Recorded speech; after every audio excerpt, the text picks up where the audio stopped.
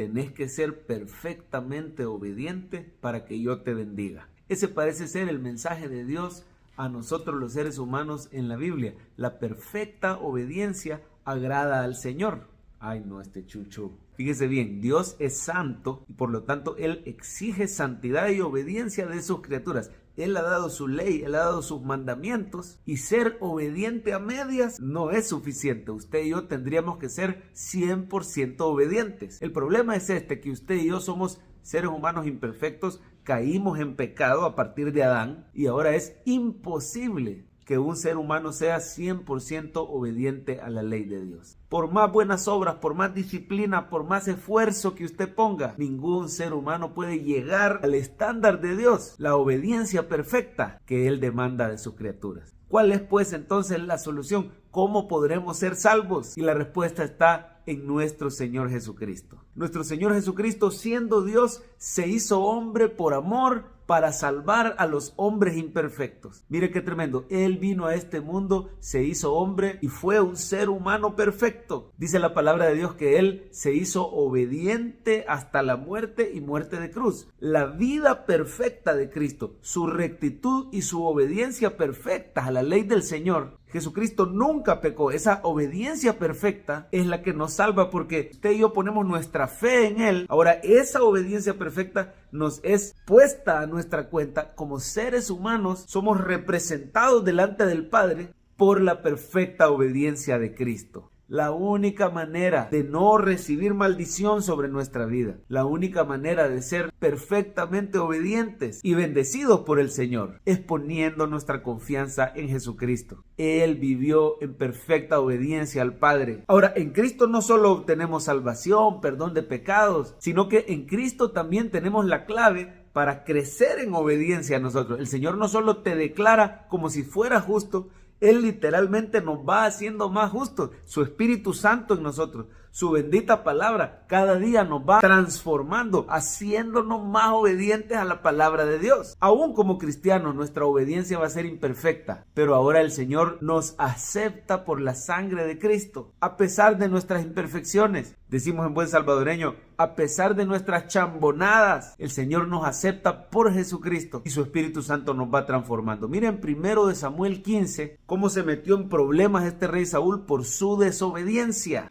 Dice la palabra que literalmente el Señor se arrepintió de haberlo puesto por rey de Israel. Al Señor le pesó, dice la palabra. Estas son emociones humanas aplicadas al Señor. Eso se llama antropomorfismo o antropopatía. Son emociones humanas aplicadas al Señor para que entendamos su ira contra el pecado. Al Señor le desagradó terriblemente la desobediencia de Saúl. Lo tremendo es esto, que usted y yo, sin la ayuda de Cristo, somos como ese rey Saúl. Sabemos cuál es la ley del Señor, sabemos cuál es el mandamiento, pero no tenemos poder para obedecer a la perfección. Dice la palabra, por cuanto todos pecaron, están destituidos de la gloria de Dios.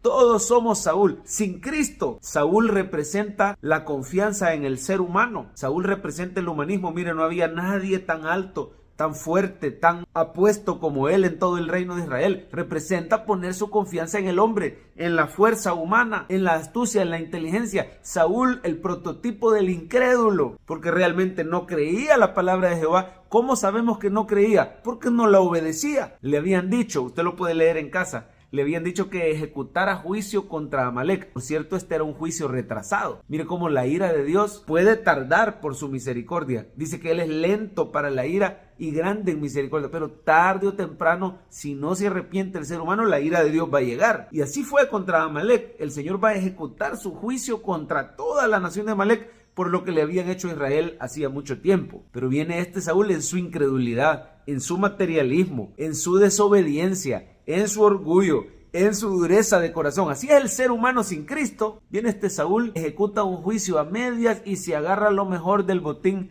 para él y para el pueblo. Le perdona la vida al malvado rey Agag. Lo peor es que cuando llega Samuel a confrontar este pecado, esta desobediencia, esta dureza de corazón de Saúl, como buen ser humano sin Cristo, Saúl empieza a echarle culpas a los demás. Primero niega que él había desobedecido. Dijo, no, si yo he obedecido. Muestra una hipocresía religiosa. Dice, Jehová te bendiga, Samuel, yo he obedecido. Cuando Samuel lo confronta, dice, no, pero no fui yo, fue el pueblo fue el que agarró. Mire, no solo desviaba al pueblo, sino le echaba la culpa al pueblo. Y finalmente Realmente a él le interesaban más las apariencias, el qué dirán los demás. Decía: Samuel, está bien, yo la regué, pero vení a honrarme delante de los ancianos, vení a honrarme delante del pueblo. Ahí lo puede leer usted en casa. Pero Saúl es el prototipo del ser humano sin Cristo. Ahora, gracias al Señor porque tenemos a Jesús. Mire por favor dónde aparece Cristo en este capítulo 15. Dice el versículo 28. Entonces Samuel le dijo: Jehová ha rasgado hoy de ti el reino de Israel, lo ha dado a un prójimo tuyo